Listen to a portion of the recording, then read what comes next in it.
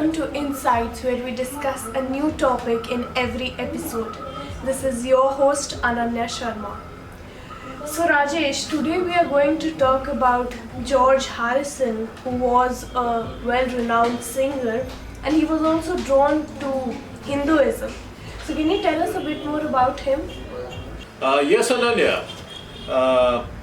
We're talking about George Harrison, but actually the Beatles was a phenomena which hasn't been repeated, There was a music phenomena, and all the Beatles were drawn to Eastern thought, Eastern religion, Eastern music.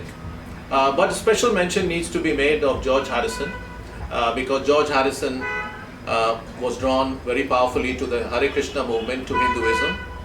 In fact, he even expressed the wish that after his death, his ashes should be scattered across the Ganges, just like a normal Hindu would wish that to happen. So special mention needs to be made about him.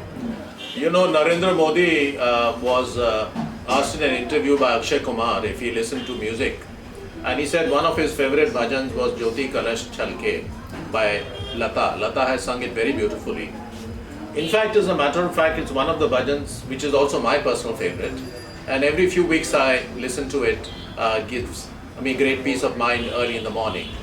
Lata has sung it very beautifully. There is a male version as well, and the male version is more in a classical mode, but Lata has sung it more beautifully. So viewers do listen to it. But this reminds me, and I mention it because there is also a beautiful bhajan which George Harrison has sung, which I would recommend to Mr. Modi.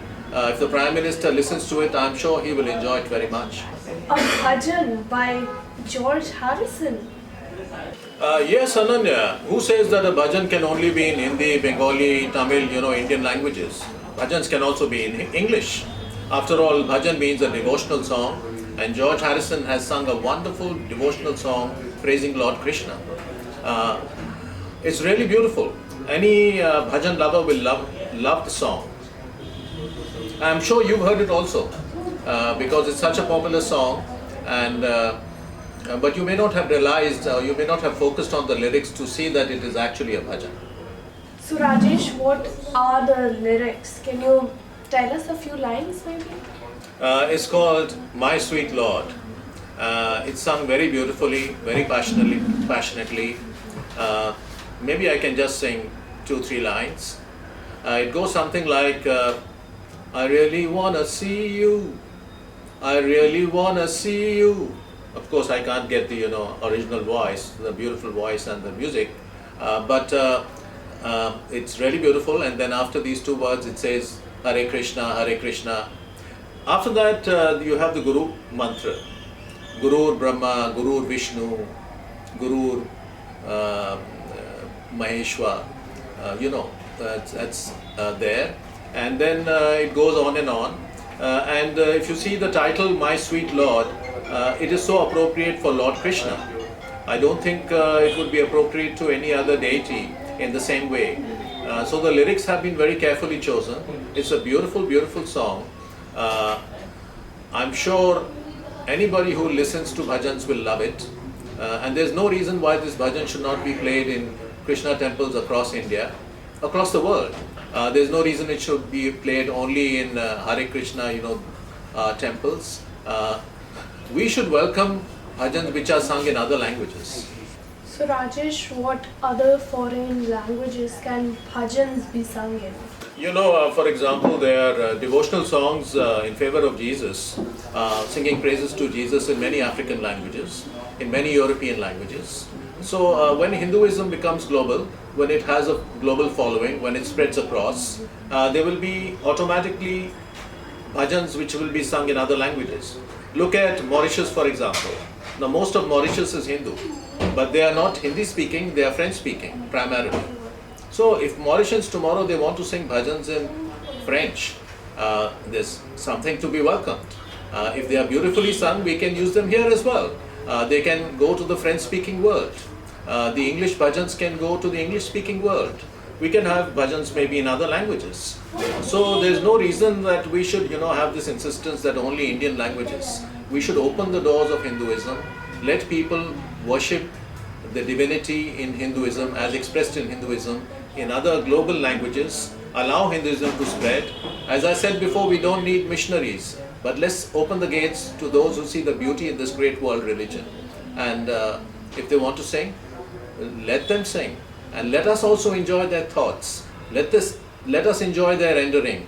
Mr. Modi, I am sure, if he listens to My Sweet Lord, he will listen to it again and again, just as he listens to Jyoti Kalash Chalke. Rajesh, was My Sweet Lord very successful? Yes, it was hugely successful. I think it was a chart buster for many, many months. We also have bhajans in India who have been occasionally chart busters, but I think the two cannot be compared because Indian bhajans don't go overseas, they don't have a global following. Whereas George Harrison's music was popular across the world. It was a chart buster in the UK for many months. And then after he died, it became a chart buster once again. It is supposed to be his best single once he broke away from the Beatles. It's sung so beautifully. There's a lot of Indian classical content to it because George was very drawn to Indian music, to Ravi Shankar's sitar playing. And NRI children, for example, we have such a large NRI population all over the world. Their children sometimes they don't speak Indian languages. They can appreciate George's bhajans more possibly than if they are listening to a Hindi bhajan or a Sanskrit bhajan. I mean, the two are not mutually exclusive. But we should not say, oh, these are sung by outsiders, they don't have the status of a devotional song in India. We should welcome devotion whether it comes from any part of the world. So that was it for today. We surely learned so many new things which we did not know before. Thank you, Rajesh, for that. Thanks, Ananya. It's always good to be with you and your team. It's lovely to discuss new things with young people, especially because I believe that we are in an important phase in India where the youth have to take many things forward. And so nice to talk and get your feedback also on some of the issues we discussed.